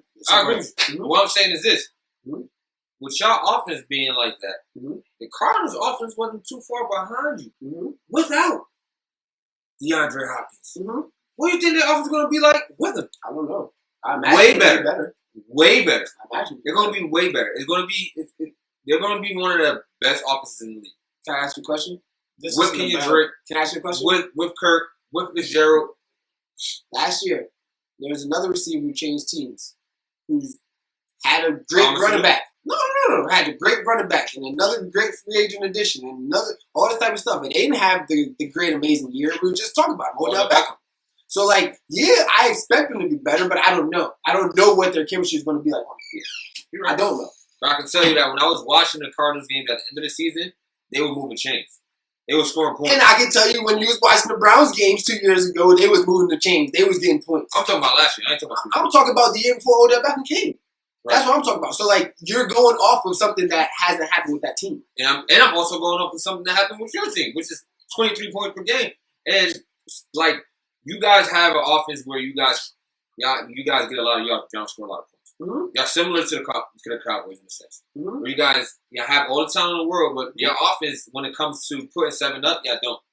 And Julio has been known for also getting a lot of yards and not being able to score the ball in the touchdown as well. He only has one. He has only had one season when he scored over 10 touchdowns. Okay. DeAndre Hopkins has more seasons than that. And on top of that, I feel like he's going to score more than 10 touchdowns this year as well. So I think that DeAndre Hopkins is going to be more productive this year than Julio Jones. How many years has he had more yards than Julio? How many years has he had more catches than Julio? How many years has he had over 1,800 yards? He hasn't had 1 year. He hasn't had a year with What? 1,800 yards. You got to put the ball in the end zone, bro. He's never had. You have to put the ball in the end zone. How And many- Julio has proven that when it comes down to it, he is a red zone threat. I think DeAndre Hopkins is more of a red zone threat than Julio Jones. I'm not saying he's not a better red zone threat. I literally just said D-Hop has the better peak as far as touchdowns. Julio doesn't have the 10-plus years. But what D-Hop doesn't have is the 3-plus years over 1,500 yards. He doesn't have the 136 catches in the season. He's not going to do that with a brand new quarterback. That's what I'm saying. But The thing with Randy Moss did it with a brand new quarterback to Tom Brady. And I'm not saying that this guy's Tom Brady. He's not Tom Brady. He's not Tom Brady. But I believe that it can be done. Amari Cooper had a great season with a new quarterback. He had a better season than his last season. I think that it can be done. It's been shown. So let me ask you a question. Who's the better quarterback, Deshaun Watson or Kyler Murray? Oh, Deshaun Watson. So you think having a worse quarterback going to have a better year? I think that having more options when you on your mentioned team. Randy Moss, When you have more options on your team. When you mentioned Randy Moss, he went from the Raiders to Tom Brady. Mm-hmm. So he had a better quarterback, right? When you mentioned Right. So that was another quarterback. My point. He went from the Raiders, he was the only option, to where did he go? He went from a bad quarterback to a great quarterback. And what is DeAndre Hopkins doing? He's going from a good quarterback to somebody who's trying to become that good quarterback. Well, he's playing also in that dynamics. He has more weapons around him that can help him catch the ball. And this is why that's going to make his coverage less. This is why that's going to make his job easier. And I also feel like the ball will be spread out a lot more, as opposed to the Falcons, where the ball going. But really is coming up for you guys too. He's trying to come up. He's not trying. Really had a good season last season. He's trying to come up, John. Really was one of the most inconsistent receivers in the NFL right last year, John. There was multiple games he had one catch. Yeah, but there was multiple games where there was never multiple games where Larry Pitts had one catch. He had games where he blew up. He had 1 or 2 games, John. Games. John, and right. I had him in fantasy. Right. I had Calvin, and I had Christian Kirk in fantasy. Christian Kirk had a way better year than Calvin really did as the number 2 receiver. Here's the things that stick out to me. The last 4 years, Julio has had all the Julio seasons when it comes to yards. Were higher than DeAndre Hopkins.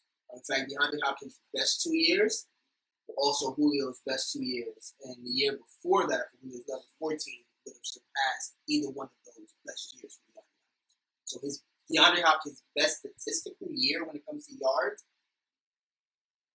2015-2018. 2015-2018, he had 1,572 yards. Yeah. That same year, Julio Jones got 1,800 passing yards. That was the year that he got like over 200 yards against one team. Julio Jones. I'm going to tell you what else sticks out to me. Julio Jones has 1 season in his career where he's had double-digit touchdowns. DeAndre Hopkins has 3. Julio Jones over the last 4 years has 1 season where he's caught 100 passes. DeAndre Hopkins has 2. So your target, and also the last that I just pulled up, last year's stats when it comes to targets and receptions, Julio's catch ratio was 63%. So 63% of the time Julio was targeted, he caught the ball. DeAndre Hopkins was targeted. Julio was targeted more than DeAndre Hopkins last year. Right, I'm talking percentage-wise. I'm just saying he had more targets. And which name had more catches? Cool. I'm not saying. I'm just saying. But this is my argument, though. Mm-hmm. My argument is that with more, I was getting it. With more targets, DeAndre Hopkins still had more catches. So I don't agree with you in the sense that DeAndre Hopkins won't make it work, because when they both were the guy, just like when he was in Atlanta, and he was slightly more consistent, productive, slightly more consistent in the sense where I can get more catches a game, because he has way more catches a game. Like the last 3 seasons, he has way more catches than Julio. And I'm going to score more touchdowns. He don't got more yards, though. No, he doesn't have more yards. But it's not even close. No, it's not close. The catches are 15. The yards is like 200-300 yards. It's not close at all. It's not close at all. The touchdowns ain't close either. I give you that. Touchdowns aren't close at all either. So what is production? That's the thing. Yeah. To me, the question is, what production means most to me. Mm-hmm. Every time Julio catches the ball, I know I'm moving up the field 20 yards. That's what it seems like. He gets more yards. Every time he catches the ball, I know I'm moving up 20 yards. Bigger play receiver. However, if I can get more catches out of the other guy, we're still moving the ball. And we're still moving it around. We're still moving the ball. The offense was better. Houston's offense was better than Atlanta's offense. And when the season started, there's no way in hell you're going to tell me Houston had a better running back. So offensively, all in all, I would say Atlanta, you thought Atlanta was a playoff team. Atlanta was a better team on paper than the Texans last year. It's tough, bro. Can I give you some stats that I got? Yeah, throw some. That's Talk gonna about catch sway my percentages. opinion. Talk about catch percentages. You talk about moving the ball down the His field. catch percentage is 70% of the time that DeAndre was targeted. He caught the ball 63% of the time that Julio was targeted. Okay, well, on 77.8% of the catches that Julio had, he had first downs. On D-Hops, it was 65. Same. So Julio is moving the chains at a higher percentage than him. Julio's running deep. What that shows me is that Julio's running deeper routes. Okay.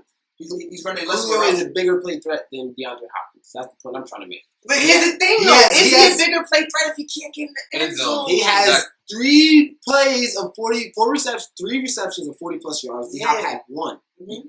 For 20 yards, Julio had 21. D-Hop had 16. So, like, I get you. Perspective. I'm not saying he's getting in the end zone. I'm not saying that. Respectively, though, Rob. Who's Atlanta's deep ball threat? Julio. Who's Atlanta's first down threat? Julio. Who's Atlanta's short hand threat? Julio. Over in Houston, who is the short hand threat? D-Hop. Who is the red zone threat? D-Hop. Who is the deep ball threat? Well, fuck. Who's staying on the field? Will Fuller. Who's staying on the field? And that's why in those games when Will Fuller wasn't on the field, they couldn't go down because that wasn't part of the scheme. Yeah. Now, So let me I ask you a question. I hear you. Let me ask you a question. Can I ask you a question? Why the hell don't Julio score touchdowns? Because we don't throw them in the goddamn red zone. That's why. That's why. I'm mad. No, that's why. We don't never throw him. I was about to get We don't the For some dumbest reason- play callers in the red zone, bro. Matt Ryan throws picks all the time. He done lost everything. He lost his marbles. Nah, I was gonna get to that. For some reason, I was looking at Atlanta's film. For some reason, we didn't see Julio go up against the Patriots when they had Stephon Gilmore and all that. Take the ball out his hand, throw him out of bounds, and we still don't throw him. They still don't throw the ball in the red zone. They want to run. They want to run with Devontae Freeman. And when they had they want to run with Tevin Coleman all the time. I don't know why they do that all the time, but here's the But it's other like part. them. You telling me the man got 40-yard catches and all of this stuff? Yeah, but He's if they're, supposed to find his way into It it. is I mean, he does. But he they're did it doing 8 run times. plays. 8 times is no slouch. they're doing Like run every other plays, game, though. They're he's- running. They're running. You can't find your way open in the My thing is, in the end zone if you're running the ball. Julio's not cheating when he's going to hit you on the fly route and literally burn you on the way to the end zone. You're gonna catch And Matt the Ryan's a terrible deep ball thrower, bro. He throw that jump like a duck. It be mad arc in the air. So Julio's literally going like this. On two people. Oh, damn. Those is 40-yard plays, bro. I promise you. I promise you those is 40-yard plays. Here's my. Now this is what D-ball is going out the screen. Rob did those Here's everything. my question. I know it's not a sports reference, but it's a different position reference. Saquon Barkley, I know if he breaks open into open field, this is going to the house. Yeah. Ezekiel Elliott, I know if he breaks open into open field, he's getting tackled at the 7 Yeah. or the 6, Yeah. or 10 or the 12. And I kind of feel that way about these two guys too. Now, granted, we're talking about production. Is Julio your favorite term? 7 out of 10? Is Julio 7 out of 10 in the red zone? Let me Absolutely. ask you a question. Will he get the ball 7 out of Let 10 me ask you in a the red question. zone? Let me ask you a question with that. With the same exact Saquon, Ezekiel Elliott, who's more productive? We don't know what production. Ezekiel Elliott is. Exactly. Overall. Exactly. That's what who I'm I saying. expect to be more productive. Next year? Every year, even this year, if he didn't get hurt, I would have said Saquon. Now with that Giants offense. Even with the Giants offense. The Hold on. Giants offense Hold on. was worse the year before. Saquon's rookie year, he That's wasn't. about Saquon. That's about Saquon. I just want to ask this question. Saquon's rookie year. Mm-hmm. Saquon, thank you. Saquon's rookie year, he wasn't more productive than Ezekiel Elliott. He was. He was more productive than Ezekiel. Saquon's next year, which was the He got- bounce back. He got hurt. He got hurt that year too. He got hurt that year too. Let me finish. Ezekiel's first year, rookie of the year, most productive running back in the NFL. Could you arguably you can say that, right? He had a sophomore slump, fell off, was weight. Okay, leave it there. Had a sophomore slump, fell off, wasn't as productive. Third year, bounced back, had a great year again. Right? Couldn't get into it. Saquon Barkley, first year, great year, rookie of the year, hands down. Second year, and his sophomore slump was a lot lower than Ezekiel Elliott's He got sophomore hurt slump. that year too, bro. I'm just comparing. I'm just telling you that he got hurt. He missed. I'm just comparing. And I'm You telling missed you what out, the production said. For me, for years. So the reason why I made that argument, we not because if you got a Saquon argument, bro. Nah. For For years, whenever we talk about who's better, for years we've been saying Julio and who? Antonio Brown. If Antonio Brown was, Because in the NFL right now, we usually be talking about Antonio Brown, Julio Jones. DeAndre Hopkins is usually going up against Devontae Adams or some other wide receiver. I want to state the fact that for the last 2 years, DeAndre Hopkins has been a part of this conversation. For the last decade, it's been. The year that he didn't drop no passes, he was the best receiver. In John's book. It wasn't in John's book. Because Antonio Brown had a great year that year too. So it's like I think Julio was doing about $600. That year that DeAndre Hopkins ain't dropped no passes, Antonio Brown was number 1 in the league in terms of yards. And I think touchdowns too. So when it comes down, at that time, Antonio Brown was the best wide receiver in the league. But for me, favorite teams, you know what I'm saying? teams don't got no superstars. Y'all got his cousin. You got his kinfolk. But for me, production goes in terms of yards. Who's going to get you to the red zone so you can actually have an opportunity to score? Being that you got this play caller that should have been the play caller for the Seahawks in the Super Bowl, you should have. Who's that guy for you? For me, it's Julio. Julio's that guy. He's going to produce. We haven't seen him go underneath 1,400 yards since 2013. We have not seen that ever. DeAndre Hopkins, he's been under 1,400 yards 2017. Plus, he's playing with a rookie quarterback. We know he's going to give him the ball, but so does everybody else, too. Everybody else in the defense. They were second-year quarterback. Last time Sean Watson was in the second year, they caught 1,300 yards, 96 catches. But we still, but now he's. The question is, what do you consider production? I think that's a question. In my book, I consider production. When y'all say yards, I hear y'all with the yards, but if my guy is always 30 yards down the field, if that's all his routes, then yeah, he's gonna have more yards, but with less catches.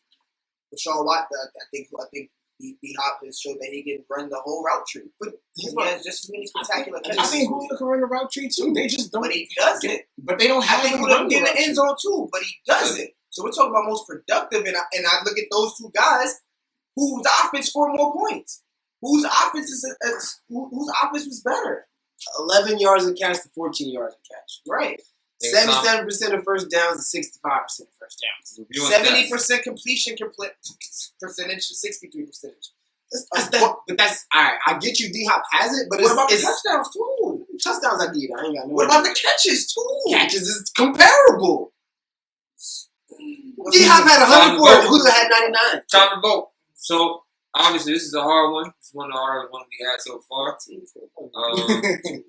I guess we're gonna go higher seed, which is Julio Jones on the right, D-Hop on the left. On 3. No. I'm not gonna vote. I think come on second seed. 3, 2, 1, be yet. I think Julio's gonna have a more productive year. I think he's gonna have a more productive year this year. And plus, we also brought up the fact that DeAndre Hopkins has trouble learning to play when he goes onto a new team. He's never been on a new team. I'm not saying that. You don't know that. All I'm saying is that it's there needs to be time to build chemistry. Right now, in our global pandemic, there is no time to meet that. That's not fair. No, that's fair. Why he posted on Instagram?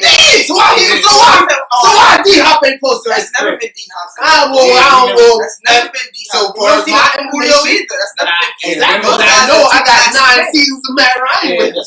That's never really been D-Hop's MO. I've seen Colin Kaepernick throwing to Odell. That's just their thing. That's Odell's thing. To post videos. Yeah, to post videos like that. But Odell? Oh, you said that's Antonio Brown thing? Yeah, that's Antonio Brown. That's what we know. You think Lamar Jackson care about all that stuff? He already MVP. He already on the microscope right now. You think he really care? No. I need that. Yeah, that's it. I would like to see it. Antonio. Who's going to post it on their page? Antonio Brown or Lamar Jackson? The question of the day is, Tyler, here we go. Julio on the right. D-Hop on the left. Julio on the right. They both want to see. The guy. 1 on 3. 3, 2, 1. My fault. 3, 2, 1. Oh, D-Hop!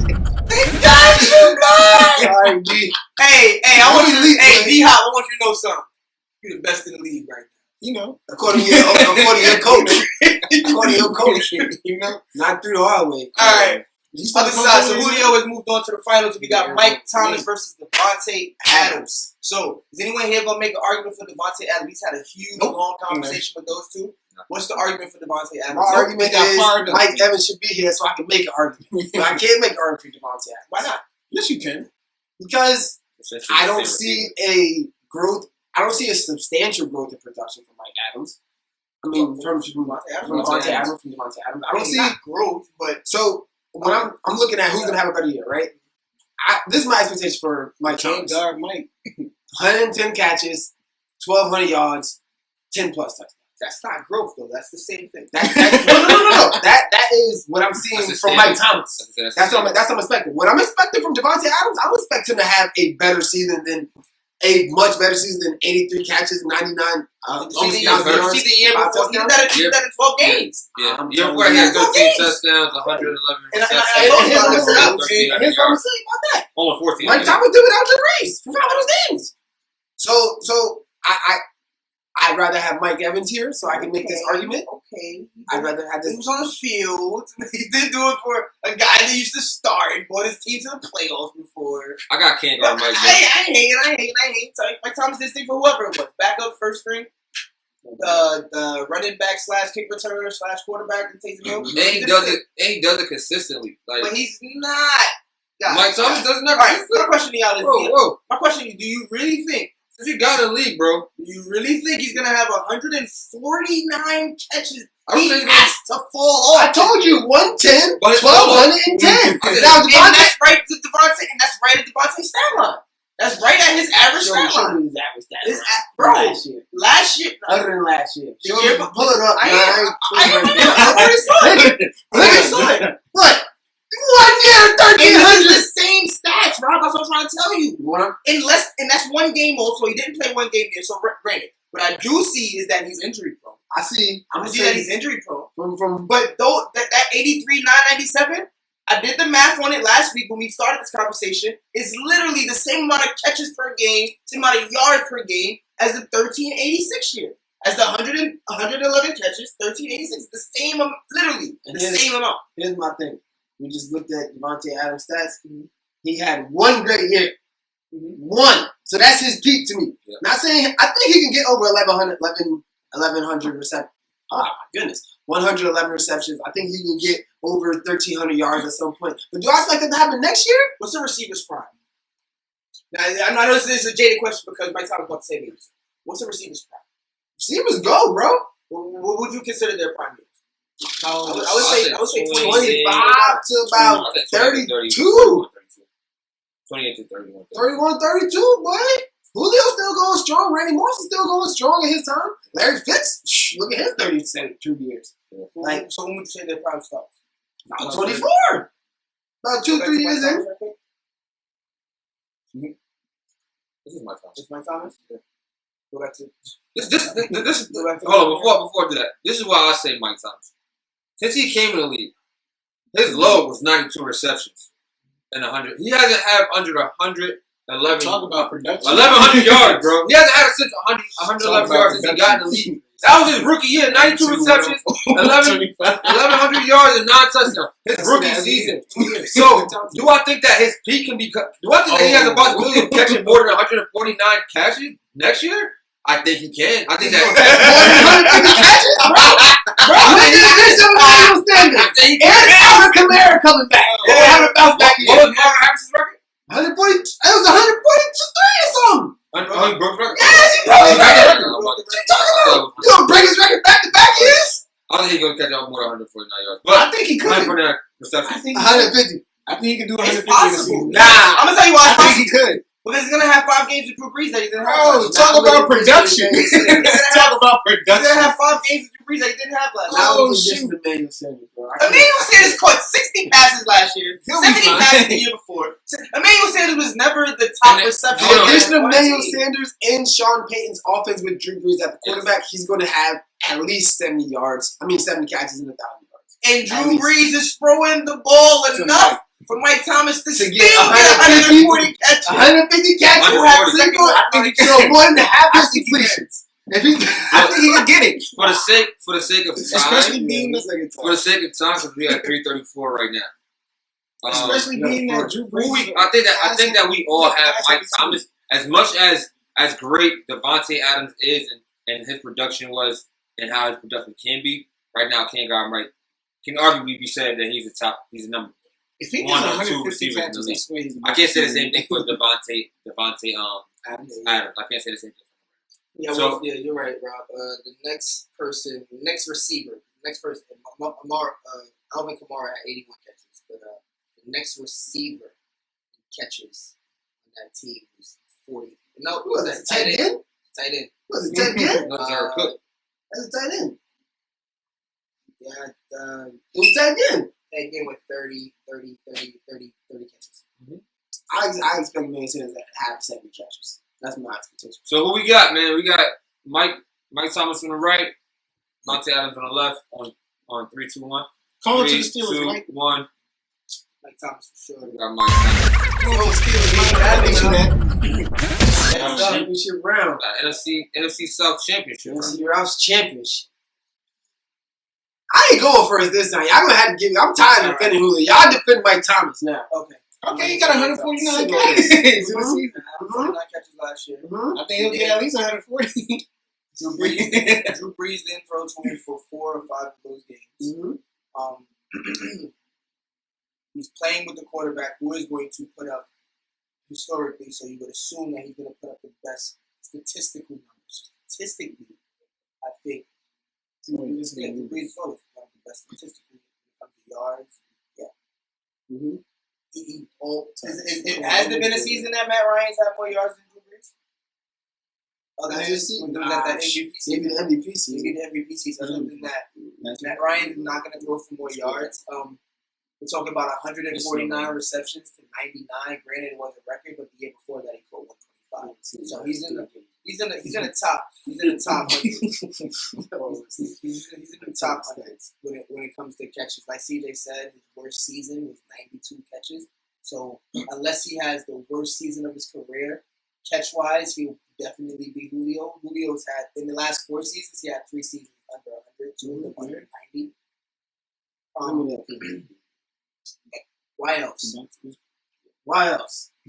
Besides the Here's fact another that part Julio- to it. that- Here's He another got more part to it. touchdowns, too. I'm going to tell you this. There's another part to it. One of the best corners in the league is with his team. They don't got to play against that guy, whereas Julio does. Talking about And Marshall Julio's stats against the Saints weren't that impressive last year. Granted, he only played 1 game against the Saints, but his stats weren't that impressive that game. So, all in all, production-wise, I think Mike Thomas is the best receiver in the NFL right now. I think I put that on your wall one of our very first shows. I put Mike Thomas up there with Yeah, you the did. arguing receivers. He was Did. set. Rob So was I'm set. going to stick to it. Did. I'm going to stick to it. Mike Thomas is the best We receiver. was talking about who's going to be the biggest, the most paid. So you say most paid. Who was the most productive last year? he was the most productive receiver last year. And the year before, who's the more productive receiver? I had to see who was that. 100 ain't got nothing on Julio 125 catches. Julio had 1,300 catches, 1,600 yards. I believe that 1,600 led the league. This is my argument comes down to, for me, Julio can't get the ball in the end zone, man. See receptions. And Mike Thomas is not far off, but Mike Thomas has 9 touchdowns his rookie year. He had 5 touchdowns his second year. He had 9 touchdowns his The year before, he had 125 catches and 1,400 yards. Exactly. It's tough, man.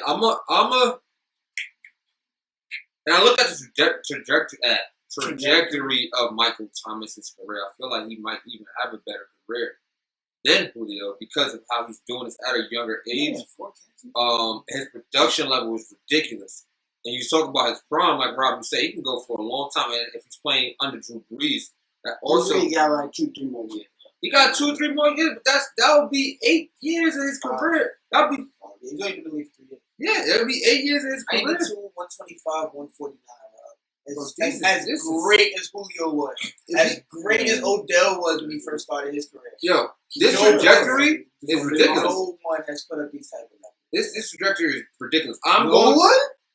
In a Maybe 3-year Jerry span, Rice. no one. Maybe Jerry Rice. To start their career, Maybe- no one. maybe No, Jerry not Rice. no Jerry Rice. No one, dog. Historically. He broke the record 1 year, and the year before he had 125 catches. No one. All right, you're right. You're No right. one. But with that being said, bro, I'm gonna go with Mike, bro. Is this the fact You that don't I gotta feel like give your bullshit.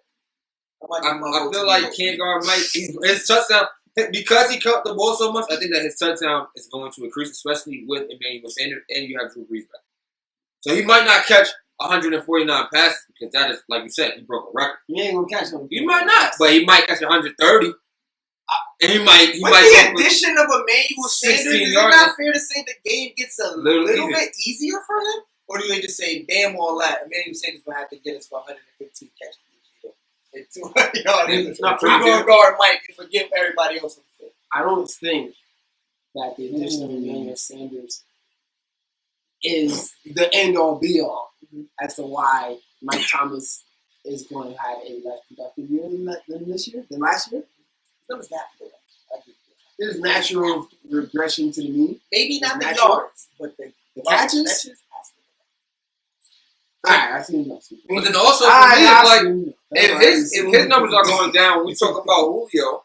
Does Julio numbers go down? Where's Julio's streak? Where's his prime going down? Julio been okay, so this is So he has. You know what? Julio has been. His numbers has been going down. Yeah. So who's to say that next year his numbers won't go down But again, even 14, more? 1,400 yards. that's If that's a down year, then we're still talking about the top. There's a reason why he's in. The reason why he's in the last two. That's a fact. The reason why he's in the last two. That's a fact. But this is my argument. If Julio goes down from 1,400 yards and Mike Thomas was 17, he goes down to 1,500. Who has a better season? here's my expectation. Mike Thomas for me. Alright, I'm ready. I done heard enough. I done heard enough. I'm ready for you, Julio. Mike Thomas had a great year last year. It was historically great. Broke one of my favorite receivers, 1-2 combinations of Marvin Harrison and Peyton Manning's all-time record. However, I feel that we were giving a little bit too much credit to him for breaking that record. There was a lot of times, especially in the last 2-3 games down the stretch, where they was literally just force feeding the dude. Last 3 games, last game he had 4 catches. Second last game he had 12 catches, and the game before that he had 11 catches. So that lets me know Sean Payton is a mastermind, sort of like Mike D'Antoni with the James Harden go get him. I honestly feel like he does that. He does that with Drew Brees to break records. He does that with Mike Thomas to break records. So he had a great year. Do I think he'll complete it? I mean, he will continue it? No, I don't think that. What I expect is a huge year from Julio Jones next year.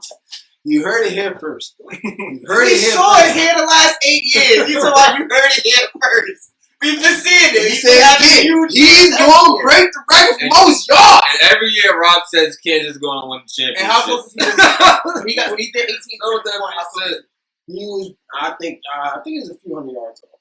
I'll say like this over 1,000, 2,000, something like that. I'm not sure. I had to stat check myself in that record, but I feel like he was close.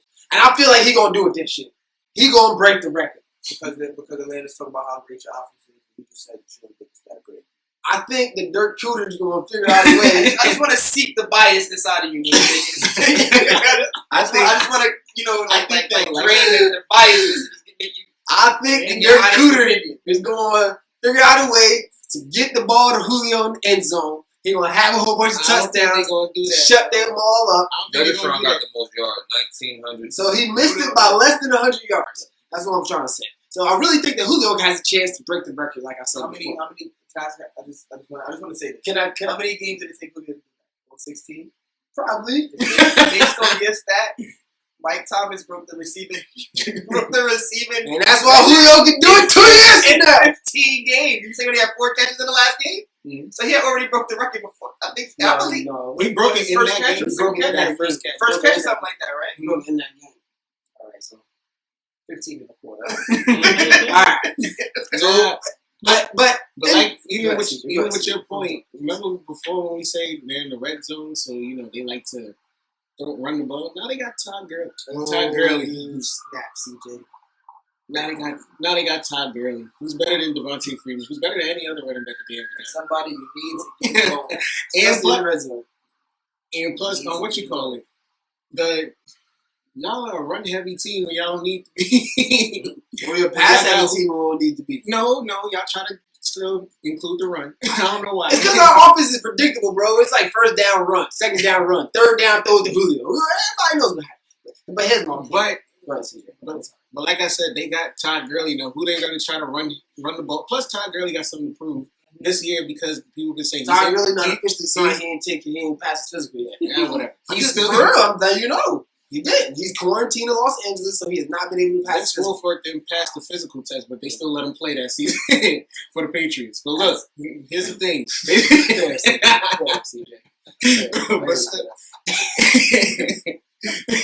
But look, they are a run-heavy team. They're going to include the run some way, shape, or form, and that's why I think Mike Thomas is going to have a better season this year.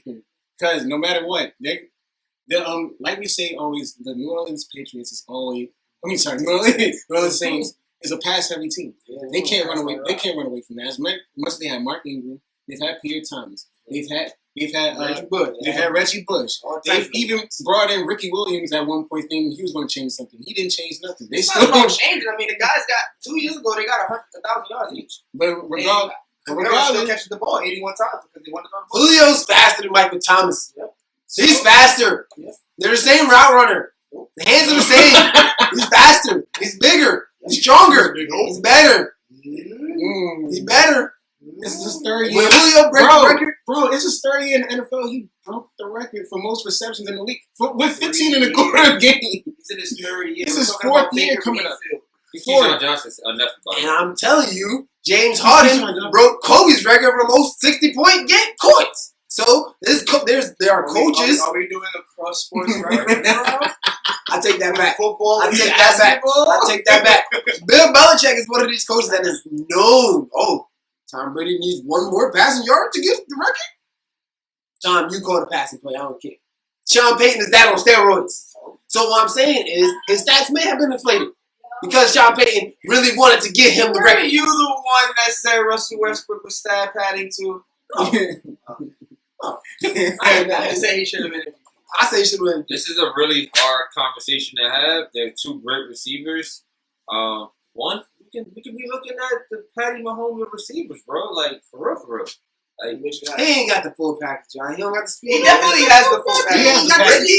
Jerry Rice didn't have the speed.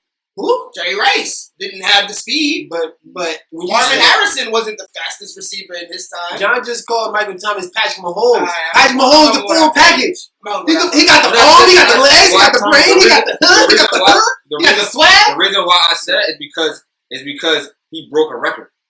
And Patrick Mahomes in his third year, and Patrick Mahomes had 50 touchdowns in the second year. All right, so so like the threshold and the potential so let me ask you a question. Very high. Okay, no, I'm leaving it there. Very high comparison. And he's still catching these passes. All right, man. We got draped all over with guys like Marlon Humphrey draped all over. These dudes is draped all over, and we still got 149 tackles. We know he's getting the ball. Ain't no Jimmy Graham. There's no Ted Ginn. Really?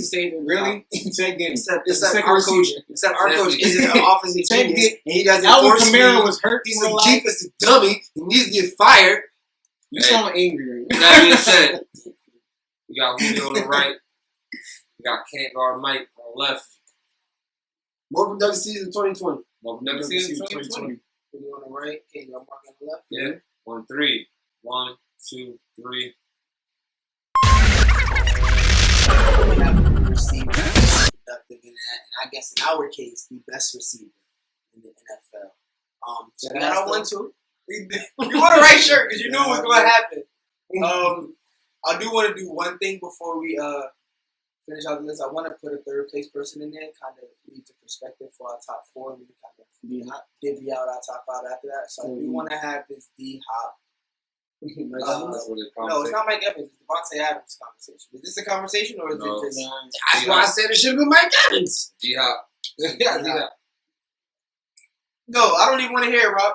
Give us a different show with your argument to why Mike Evans is better than Devontae Adams. No, DeAndre Hopkins.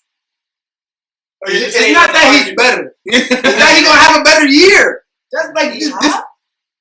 We got it. It's the same thing, bro. Tune in next time. But no, before we go to thank you all for tuning in. For sure. We do have Michael Thomas as our best receiver. Yeah, Michael Thomas. NFL.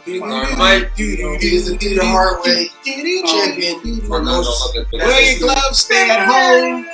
Shout out to Mike Thompson. How's the kids? I'm mad I gotta go against you 2 times a year and you catch 12 balls on us and you ain't got no secondary. And that's another thing. You did not say that conference ain't got no secondary. Facts. I said the argument. Why y'all ain't make me voted? You didn't have to. You didn't have to. Julio got to play against him too. Eating the same. Only played the one time last year. That's exactly what I'm about to do. He's going to eat the same. Remember, y'all, we gonna put up the post for what our next bracket is gonna be about. Whether it be your best team of the last 25 years, your best NBA team of the last 25 years, your favorite dunk or best dunk, in-game dunk of the last 10 years. Rob, you wanted the Mount Rushmore. NBA Mount Rushmore, and CJ, you were talking about the best handles of all time. So whichever one of those conversations sticks out to you the most, put it in the chat, put it in the comments, follow us on YouTube, subscribe on YouTube. Comment. We're growing. DM us. Let us know what you want to Follow hear. us on Be there or be follow squad. us on Instagram, tweets, HW_. On YouTube, it's Free the Hard Way Podcast. Subscribe, you'll see our beautiful faces. Soon we'll be on film. Drop some comments in the comment box, man. Apple Love to hear Podcasts. from You can send out a link. Apple Podcasts. 3 the hard way. 3 the hard way with 3 Ys. Apple Podcasts. Apple Podcasts. Somebody else got It's still 3 the hard way. Yo, thank you for tuning in. It's been a long journey. We'll be back soon with more brackets. Sports is out of condition for the future. Everybody else wants to stay safe, stay sanitized, stay keep distance when you need to, keep a distance when you can. Watch your elbows. Enjoy your family. Good, man. 3 the hard way. Man, I can't believe Julio ain't win. Julio! Roll credits. You know what time It was only a matter of time, bro. I know, but It was only a matter of time. He could be top receiver. Now, I promise you this. And he can easily jump back into that spot. If he break the record next year, This I'm gonna be episode like, is hey, Highway. this is a great touchdown. I think he might break That's the the only argument. He can't get in the end zone. That's the only argument. 2 years from now, you're gonna get that record with 17 games. 17 games? This episode of 3 the Hard Way is brought to you by White Bar. Scented candle. Right. Hey, here's Jayhawks national champions one more time. I'm saying again. Shout out to Rock Chalk, #1 ranked in the nation. Anybody ranked higher than us? Hey, what? You know what did happen today? What? Donald Trump is having a conference, or had a conference call with all of the major commissioners of sports. Wonder what that's about. The love video? I'll tell you what it's about. All sports gonna have